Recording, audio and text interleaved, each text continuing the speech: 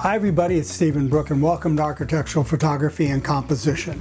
First things first, there is really no substitute for photographing on a beautiful day with great skies and beautiful clouds if it's called for, when the shadows are just right and you can just work through the day following the sun and getting one beautiful photograph after another.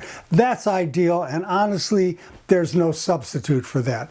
But as we know, life is not perfect, and if you've done this work for a while, I'm sure you've come up against, even with the best of planning, you've come up against a situation where you get out there and everything is right, but you have terrible skies, bad weather, there's just nothing you can do about it, you're far away from home. I have a video on how to take care of a bad sky, and there are a variety of ways of doing it. And I've had a number of questions over the last couple of months or years. Do I use sky replacement in my work? And the answer is yes, I do. When I have to, I will use it. But I have basically two rules for sky replacement. One, I want to pick a sky that's appropriate to the job that I'm shooting, for the light situation that I have. And the second is, I have my own arsenal of skies. When I go out walking, I have my phone with me, I'm shooting skies that are beautiful, and I have a folder filled with skies that I use. So I'm using my own. So let's take a look at the workflow, the basic technique. You're starting off with an image, okay, everything is fine, you're in a nice spot, but you end up with a sky that looks like this. And you can try to use dehaze tool in Camera Raw. Sometimes that will help you out, but let's just say none of it works and you're stuck with a really ugly sky. So what you do is you do select and you pick sky, it's here. And I usually contract that by somewhere between 2 and 5 pixels so it's not right up against the building. Sometimes I don't do that at all. But I select the sky and then I go to Edit, Sky Replacement, and the key is here, I choose an appropriate sky that is in keeping with the overall tonality of my image. So you'll get a whole group of these. And be selective. If this is my view, I'm not going to put a sky in here that looks like this. I mean, really, that's just not appropriate. No one's going to believe it. It will distract from your building.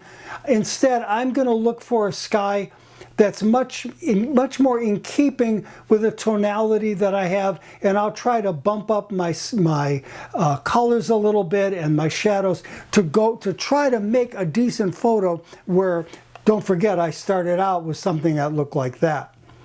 So what I recommend that you do is to create your own library of skies. Photograph any skies that you think you can use later. That should be an ongoing project for you.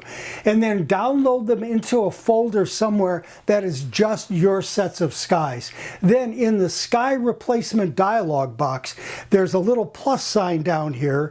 If you click on that, it will take you to your regular finder with all of your files, and you find the folder where your clouds are, and you pick the one that you want to use, import it into your photograph, and then adjust the color and the density to match. This way, you're not going to use the ones that come with, oh, you're using sky number 6, I know that one. You're using sky number 4, oh yeah, I know that one too.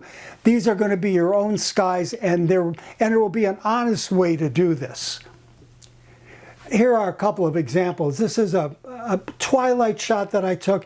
I could have probably kicked this up a little bit more with the dehaze tool, but instead I brought in one of my own skies that I think looks really beautiful with the overall tonality. And here's another one at the University of Miami. This is a shot that I took of one of their buildings inside the arch. This is about as good as the day got. And so what I did is I brought one of my own skies in. I highlighted the colonnade here to make it kind of in keeping with the kind of sky that I put in here. And I tweaked the rest of it. Instead of turning over a photograph that looked like this, notice I got rid of this foliage that's sticking into the side here and cleaned it up and made a really beautiful image out of it. So in the end, my 2 rules for using sky replacement: make it appropriate. Don't pick a sky that you know doesn't look like your building. And the other thing is to compile a library of your own clouds so that you are using your own ideas rather than the default skies that you can find in Photoshop. So if you think it can be helpful, please give this a thumbs up. And I'm encouraging you all to subscribe to the channel. Your subscription actually helps the site. It's free. We never charge for any of this. But the more subscriptions that I have on my site, frankly, the better ads we get. I know you don't like the ads, but the ads help support the site. The other thing you can do if you're just starting out in architectural photography and composition is to take a look at my book on architectural photography and composition. You can get it here at StephenBrookPhotography.com. It is a complete guide to everything you're going to need in architectural photography: the art history, the techniques, the equipment, all manner of discussions on landscape, on streetscapes, on black and white photography. Anything you need to know is in that book. It's a great place to start, or if you're a seasoned pro and want to touch up on some of your information, this book has it all. And it's also a bargain price.